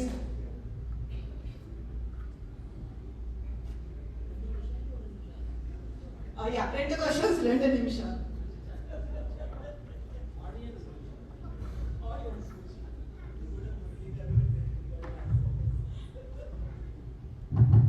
సరే, ప్యానల్ మీద ఉన్న అందరికీ నమస్కారం అండి. నా యొక్క 2 క్వశ్చన్స్. దానికంటే ముందు నేను ఎడ్యుకేషన్ కోసం ఏం చేసిందో చెప్తా, తర్వాత విషయం. కోదాడ దగ్గర వెంకటరామపురం అనే చిన్న విలేజ్ మాది. చిన్న ఒక ఎలిమెంటరీ స్కూల్ ఉంటుంది, అక్కడ 2 అంగన్వాడీలు ఉంటాయి, అంగన్వాడీ స్కూల్స్ ఉంటాయి. ఇక్కడ చిన్న నాన్ ప్రాఫిట్ ఆర్గనైజేషన్ వాళ్ళ ద్వారా మా ఊరు మొత్తంలో, అంటే 2 ఎలిమెంటరీ స్కూల్లో అండ్ 2 అంగన్వాడీలలో 4 ఇంట్లలో ఈ డిజిటల్ క్లాస్ రూమ్స్ పెట్టించిన. That is with my own money and all. That is what I did for my contribution for education side. నాకు చాలా క్వశ్చన్స్ ఉన్నాయి కదా, 2 నిమిషాలు ఆయన కాదు, బట్ ఒక నేను చెప్తాను, క్లియర్ చేస్తాను. ఫస్ట్ నా క్వశ్చన్ ఏంటంటే, రిజర్వేషన్స్ అనేది ఒక జనరేషన్కి ఇస్తే బాగుంటుంది. రిజర్వేషన్స్ నేను ఎగ్నెస్ట్ కాదు. ఎవరైతే ఎకానమికల్గానో లేకపోతే లోకల్గా ఎక్కడైతే మారుమూల ప్రాంతాల్లో ఉన్నారో ఎడ్యుకేషన్ అందుతో వాళ్ళకి ఇస్తే బాగానే ఉంటుంది. కానీ ఒక ఐఏఎస్ అంటే ఒక ఆర్డీఓ కొడుకు అట్లా అంటే ఒక 10 జనరేషన్కి ఇదే రిజర్వేషన్స్ ఇసుకుంటూ పోతే యాక్చువల్ జెన్యూన్గా ఎవరైతే కావాలో వాళ్ళు నష్టపోతున్నారు. ఒక ఆర్డీఓ కొడుకు, ఆర్డీఓ బిడ్డలో హై స్కూల్ మంచి స్కూల్లో చదివించుకోగలుగుతారు. మళ్ళీ వాళ్ళకి రిజర్వేషన్స్లలో రిజర్వేషన్ ఎందుకంటే ఎవరెవరైతే చదివించుకోలేరో వాళ్ళ పిల్లల కోసం కావాలి. ఇట్లా ఈ విధంగా అంటే ఉన్న మీరు చూడండి, ఒక ఫ్యామిలీలో గవర్నమెంట్ ఎంప్లాయీస్ లో 10 మంది 20 మంది ఎంప్లాయీస్ ఉంటారు. మరి అదే 10 ఉద్యోగాలు వేరే వాళ్ళకి వస్తాయి కదా, ఇంకా రిజర్వేషన్స్ కోసం కొట్లాడతారు గవర్నమెంట్ ఎంప్లాయీస్ అన్ని మనకి. తర్వాత రెండోది, ఇంతసేపు ఎడ్యుకేషన్ గురించి మాట్లాడేది కదా, ఈ ఏదైతే ఎమ్మెల్యేలు ఎంపీలకి జీతాలు ఇచ్చేది ప్రజాసేవ చేయడానికి వచ్చేది కదా, అవి తీసుకొచ్చి ఆ ఫండ్స్ తీసుకొచ్చి why don't you contribute to the education side? Why don't Telangana first ముందుకు రావచ్చు కదా? ఎందుకంటే కొన్ని లక్షల, ఒక్కొక్క ఎమ్మెల్యేకి 5 లక్షలు 10 లక్షల రూపాయల జీతాలు టీఎల్పీ, ఎందుకంటే వాళ్ళు జాబ్ చేయడానికి రాలేదు, వాళ్ళు ప్రజాసేవ చేయడానికి వచ్చిండ్రు. ప్రజాసేవ చేయడానికి వచ్చిన వాళ్ళ జీతాలు ఎందుకు? వాళ్ళని తీసుకొచ్చి మీరు కాంట్రిబ్యూట్ చేయండి, ఎడ్యుకేషన్కి ఇవ్వమని చెప్పండి. That is the one thing. And last ఆత్మర్ మురళి గారు మాట్లాడుతూ లాస్ట్ 10 years లో ఎడ్యుకేషన్ రివ్యూ జరగలేదని చెప్పారు. అది చాలా అంటే ఒక అబద్ధాన్ని 10 సార్లు ఆడితే అది నిజం కాకపోతే. ఒకటి మాత్రం చెప్తాను, ఏకే ఖాన్ గారు మీకు కౌంటర్ ఇచ్చిండ్రు దాని నుంచి. తెలంగాణ రావడానికి పూర్వం 2014లో మైనారిటీ స్కూల్స్ దానికి సంబంధించి బడ్జెట్ 200 కోట్ల రూపాయలు ఉండే, అది ఈ రోజు 2000 కోట్ల రూపాయలు కేసీఆర్ గారు దిగిపోయేసరికి. That is the one thing what he did. ఎన్ని రివ్యూ, ఒక 1000 గురుకులాలు కట్టించిండు without any review.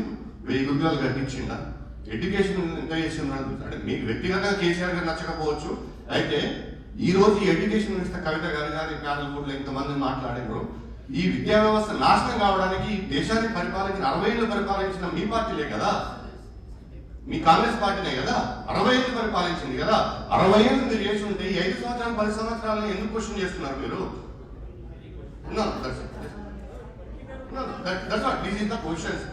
Sorry sir, మేము వ్యక్తిగతంగా నాకు ఎవరి మీద కోపం లేదు, బట్ థింగ్ ఈజ్ మాట్లాడుతున్నాను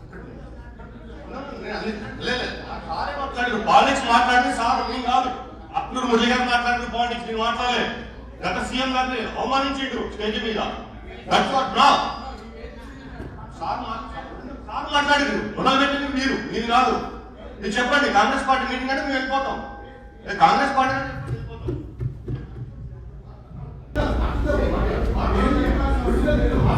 దయచేసి పొలిటికల్ లైన్ తీసుకోకండి. ఇది ఎస్టీఎండ్ ప్యానల్, దట్స్ ఓకే. మనం అందరూ కామెంట్ చేసినంత మాత్రాన we can follow up letter. This is not the way we deal with. Thank you. ఇప్పుడు టిఆర్ రెడ్డి గారు మాట్లాడతారు. My name is T.R. Reddy. I have been here 57 years. You can Google me, T.R. Reddy Google. Sir, where are you from? Where are you from? What your village? What your village? What did you do in your village school? Anything did you do for village school? What did you do? Huh? Okay. Did that help the high school students improve their quality? Yes, That the moderator asked 2 questions. Yes, Gopal, he never answered. Question was, will you adapt a school or will it large scale? I am one of those I believe strongly in look for the result. Look for the result. All these guys that talk for 1 hour, they didn't say anything. Everybody said problems. Nobody suggested a solution. The solution I answer, Sir Gopal's question is, adopt a school. There are 200, how many of Telangana people are here? Anybody? No. In America, 500,000. We don't have 500,000 schools in Telangana. Each one of us adapt 1 school. So To get immediate result. What you are asking the government, it will take years. All the seminars and everything, they don't have money, they don't have budget. In 5 years, Telangana will be number 1 in the schools. If you adopt a school. And let me tell what I am doing it. For the last 10 years, I provide a after school teacher. The result from 70% to it went to 95%. And last year, I adopted 18 schools. Now, we adopted Parmeshi 18 schools. Out of that, 10 of them I adopted, the other 8 other people adopted. If you adopt like that 1 school, it only costs 3 lakhs. From September to March, 6 months. Provide a, before the school or after the school, a private teacher with 10,000. That will bring up immediate result.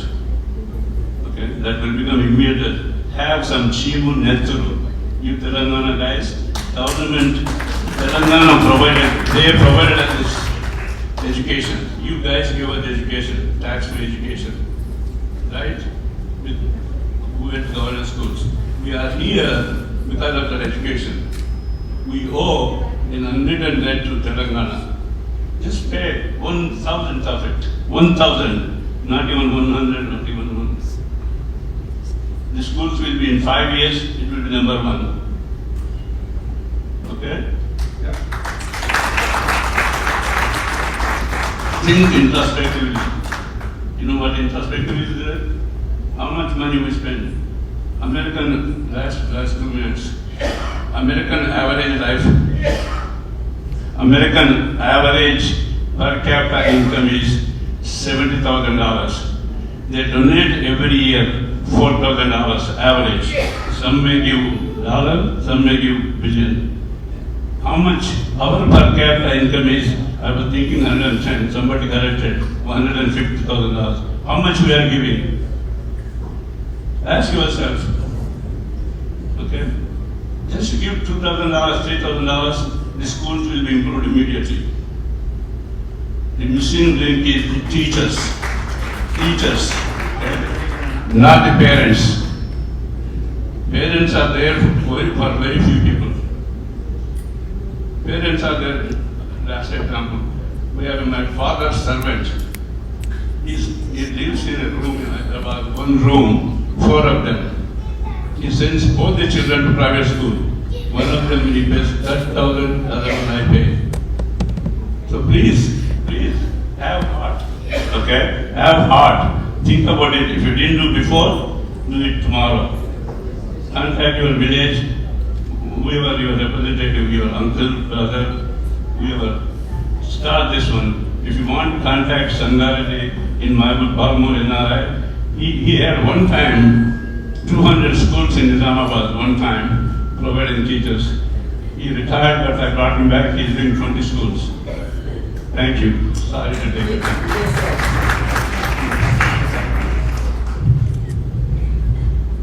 Yes, sir, please.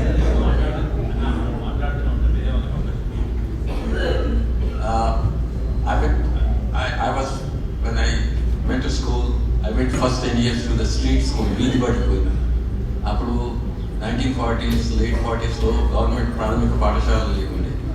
1952 పెద్ద constitution రాసిన తర్వాత ఊళ్ళలో primary school start చేసిండ్రు. 56 వరకు ఆ primary school middle school expand చేసిండ్రు.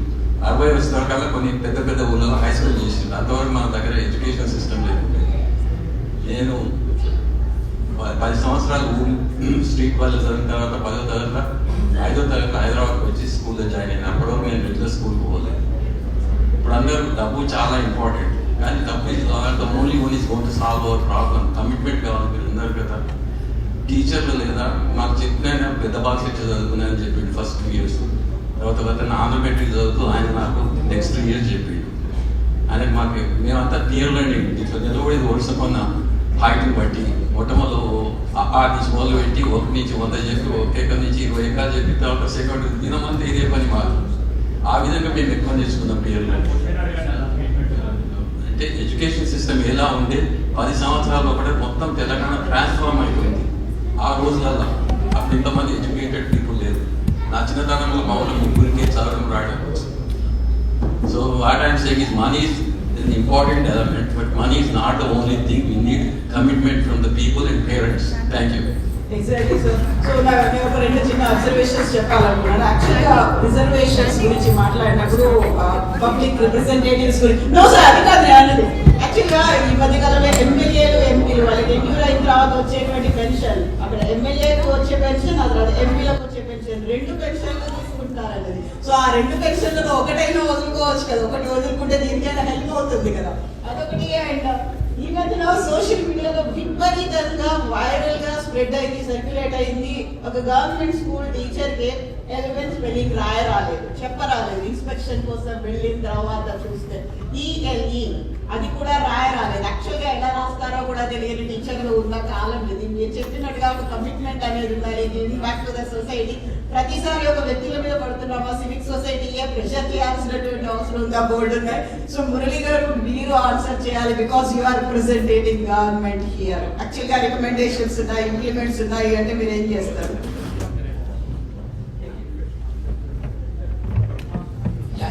Conclude చేద్దాము. పెద్దవారు అన్నారు ఏంటంటే అందరం ప్రాబ్లమ్స్ చెప్పాము, సొల్యూషన్ లేదనేది. సో ఒకసారి మీకు తెలంగాణ ఎడ్యుకేషన్ కమిషన్ వెబ్సైట్కి వెళ్ళండి, ఈ స్కూల్స్ సంబంధించి కొన్ని రికమెండేషన్ చూడండి అది. సో బ్రీఫ్గా ఏంటంటే ఈ చిన్న చిన్న స్కూళ్ళు, ఒక టీచర్ 5 క్లాసులు చెప్పడాలు, ఒక తరగతి రూమ్లో, అన్నిటికీ ఒకటే ఆన్సర్ ఏంటంటే it should be like a big school. ఒక ఉన్న జిల్లా పరిషత్ హై స్కూల్ క్యాంపస్ని తీసుకొని అట్లా మండలానికి ఒక 5 ఎకరాలు ఉన్నటువంటి స్కూల్ చాలా ఉన్నవి ప్రతి మండలంలో. అక్కడ మా రికమెండేషన్ ఏంటంటే నర్సరీ నుంచి ఇంటర్మీడియట్ వరకు పెట్టాలి. సఫిషియెంట్గా అన్ని రకాల ఫెసిలిటీస్ ఇవ్వాలి. సో ది రిక్వైర్డ్ టీచర్స్ ఇవ్వాలి, ఎక్స్ట్రా టీచర్స్ ఇవ్వాలి, ఎక్స్ట్రా కరికులర్ యాక్టివిటీస్ ఇవ్వాలి, మార్నింగ్ బ్రేక్ఫాస్ట్ పెట్టాలి, లంచ్ పెట్టాలి. ఇదంతా కూడా మనము అంటే ఒక why not it should be like a California school. We can afford, we have money. కాకపోతే ఇంటెన్షన్స్ ఉండాలి గవర్నమెంట్కి, that's important. So we want to build a school equivalent to like a developed nation school లాగా ఉండాలి అనేది recommendation మాది. So దానికి ఏదో మీకు గొంతమ్మ కోరికలు కాదు. సో సింపుల్గా మేము క్యాలిక్యులేషన్స్ కూడా చేసాము కమిషన్ నుంచి. సో ఇదంతా కూడా మాకు ఒక 13 నుంచి 15% బడ్జెట్ ఇస్తే చక్కగా ఇలాంటి స్కూళ్ళు ఓవర్ పీరియడ్ ఆఫ్ 5 yearsలో కంప్లీట్ అయిపోతాయి. అంతే సింపుల్గా 5 సంవత్సరాల్లో అనుకుంటే గవర్నమెంట్ అయిపోతుంది. ఈ 15% బడ్జెట్ ఇస్తే ఈ స్కూల్స్తో పాటుగా కాలేజీలు, యూనివర్సిటీస్ కూడా అన్నీ కూడా మనం ఒక స్టాండర్డ్కి తీసుకోవడానికి అవకాశం ఉంది. So this is a very much doable thing. So this is the kind of recommendation. I think I am still hoping that the present honourable chief minister can do, should do, will do అని అనిపిస్తుంది. So but that will be known in few months అనమాట ఏంటంటే government intentions కూడా. So let us hope that I think at least this new government will take up this, right? So there are solutions, I think hope కూడా ఉంది. So this is from my side the answer. Thank you very much. Thank you so much sir. And morning నుంచి అయినటువంటి sessions అన్ని hopefully ఒక fruitful conclusion అయితే వస్తుంది అనుకుంటున్నాం. For only sake of discussion, round table కాన్ఫరెన్స్లు కాకుండా. అండ్ ఇంతకుముందు మహేంద్ర గారికి ఒక మాట చెప్తా అన్నా నేను. ఎక్కడున్నారు మహేంద్ర గారు? ఎస్, మహేంద్ర గారు. మార్నింగ్ మనకి ఫస్ట్ బిజినెస్, ఆ తర్వాత వాటర్, ఆ తర్వాత హోల్ తెలంగాణ డెవలప్మెంట్, ఇప్పుడు education. But why I don't see any ఒక women participant or panelist here? అంటే ఒక క్రిటికల్ అబ్జర్వేషన్ అన్నాడు. యాజ్ ఒక జర్నలిస్ట్ గా నేను చూసినప్పుడు అనిపించేది ప్రతిసారి ఒక్కరుంటే బాగుండేది. ఇక్కడ నేను ఒకదానికి అనిపిస్తుందా కానీ మోడరేటర్ గా మాత్రమే ఉన్నా. ఒక్కరుంటే బాగుండేది కదా అనిపించింది. ఎందుకు లేరు? And thank you so much. For people like you to be part of TDF, it is welcome.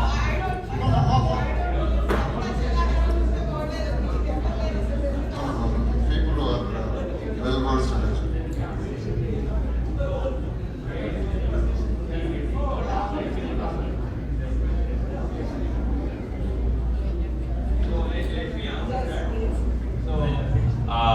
యాక్చువల్గా వెంకరెడ్డి గారు అదే అడిగినారు. నేను ప్యానెల్స్ ఇవి ఫ్లయర్స్ చేసి ఆయనకి మెయిల్ పెట్టినప్పుడు, మహేంద్ర ఇంతమందిలో ఒక్క అమ్మాయి కూడా లేదు, అట్లీస్ట్ ఒక్కొక్క దాంట్లో ఇద్దరిని పెట్టి చేంజ్ చేసే అన్నాడు.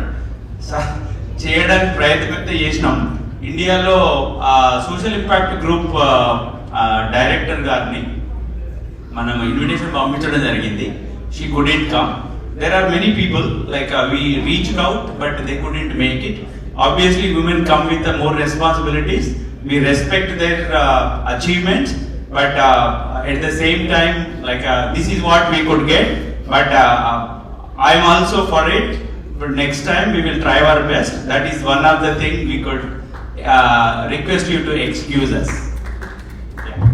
So now can somebody get from the backstage the awards to the panel?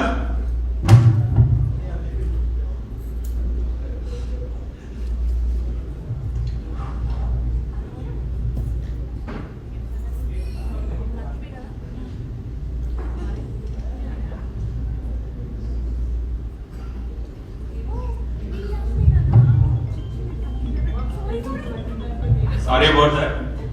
So we request Manikonda Srinivas Garu, the TDF president, to come onto the dais to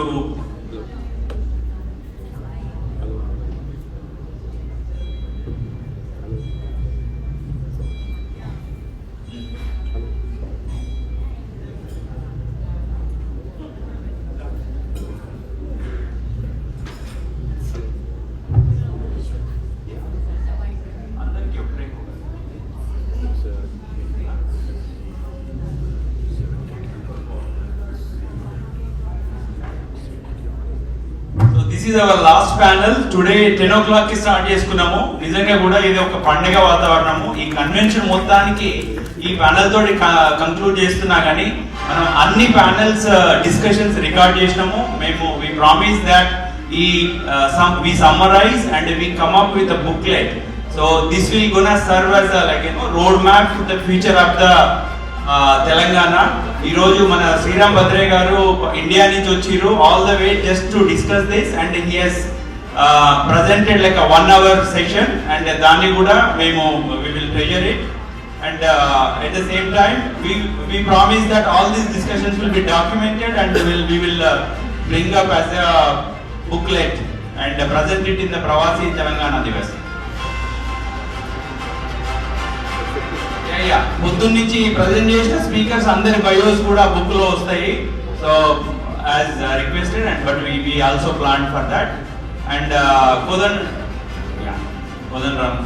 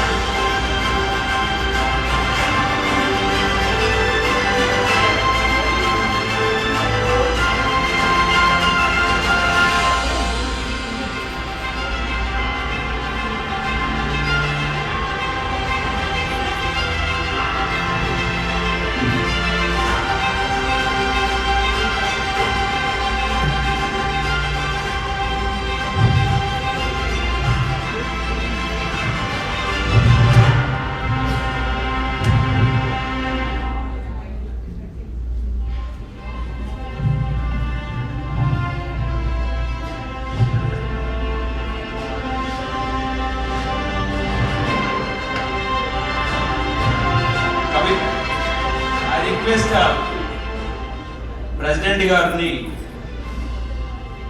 కవిత గారిని సన్మానించగలరని.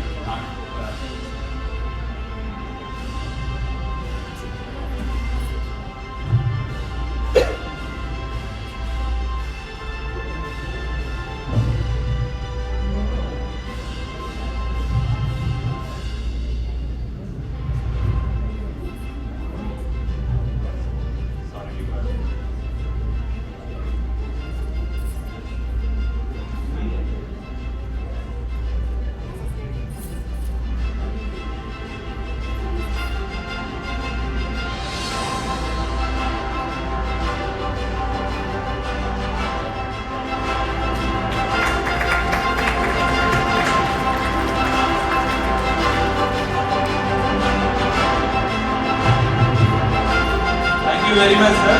Thank you very much. So ఇంకొక చిన్న programme